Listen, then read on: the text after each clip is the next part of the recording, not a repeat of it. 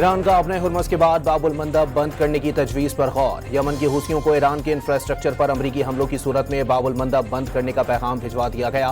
Asia اور Europe کے درمیان تیل اور گیس کی ترسیل رکنے سے توانائی کا بحران بڑھنے کا خدشہ۔ اسرائیل کی امریکہ ایران مذاکرات ناکام بنانے کے لیے فنڈنگ جاری۔ چند لوگوں کو مہم چلانے کے لیے صدر ٹرمپ کی انتخابی مہم سے وابستہ ایک شخص نے رقم ادا کی۔ امریکی نائب صدر جے ڈی وینس نے سازشیں بے نقاب کر دیں۔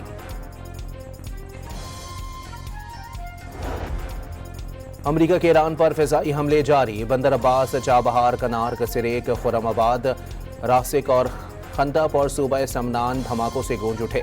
ایران کے خلیجی ممالک میں امریکی اڈوں پر جوابی حملے۔ بلوچستان میں پاک فوج، ایف سی بلوچستان اور مشترکہ پولیس کا مشترکہ آپریشن شابان، مزید 3 دہشت گرد مارے گئے۔ آپریشن شابان کے دوران ہلاک دہشت گردوں کی تعداد 91 ہو گئی۔ گلگت بلتستان کو عبوری آئینی صوبہ بنانے کے لیے متفقہ قرارداد منظور۔ پیپلز پارٹی کے رکن کی قرارداد میں 24 رکنی اسمبلی بنانے کی تجویز دے دی گئی۔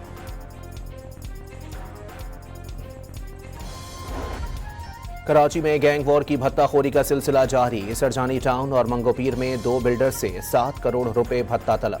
پولیس کے مطابق غیر ملکی نمبر سے دھمکی آمیز پیغامات کے بعد 2 زیر تعمیر عمارتوں پر فائرنگ کر دی گئی۔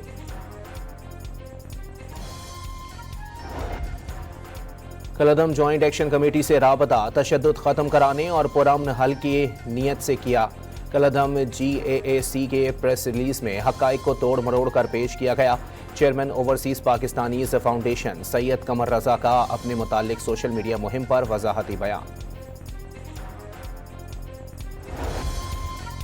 اور آڈیٹر جنرل آف پاکستان کی تنخواہ اور مراد کا ریکارڈ سامنے آ گیا۔ سالانہ 79 لاکھ روپے تنخواہ ملتی ہے۔ سرکاری گھر، گاڑی اور ماہانہ پیٹرول کی سہولتیں بھی حاصل۔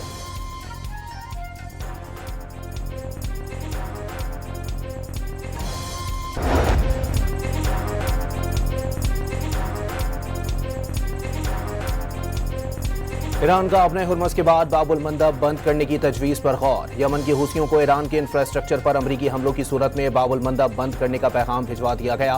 ایشیا اور یورپ کے درمیان تیل اور گیس کی ترسیل رکنے سے توانائی کا بحران بڑھنے کا خدشہ۔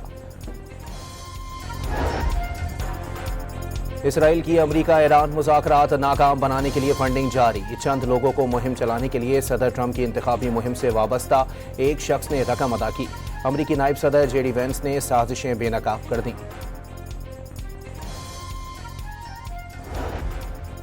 امریکہ کے ایران پر فضائی حملے جاری۔ بندر عباس، چابہار، کنارک، سریک، خرم آباد، راسک اور خندق اور صوبہ سمنان دھماکوں سے گونج اٹھے۔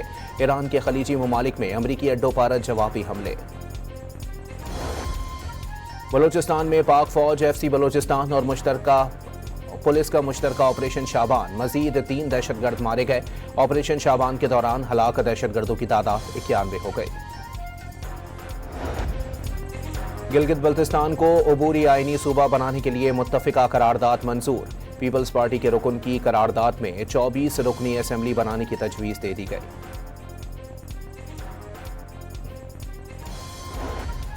کراچی میں گینگ وار کی بھتہ خوری کا سلسلہ جاری۔ سرجانی ٹاؤن اور منگو پیر میں 2 بلڈرز سے 7 کروڑ روپے بھتہ طلب۔ پولیس کے مطابق غیر ملکی نمبر سے دھمکی آمیز پیغامات کے بعد 2 زیر تعمیر عمارتوں پر فائرنگ کر دی گئی۔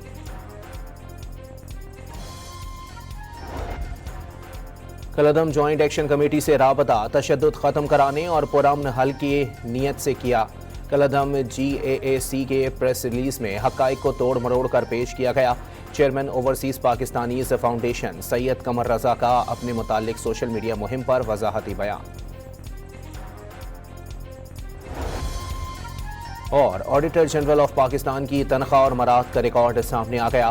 سالانہ 79 لاکھ روپے تنخواہ ملتی ہے۔ سرکاری گھر، گاڑی اور ماہانہ پیٹرول کی سہولتیں بھی حاصل۔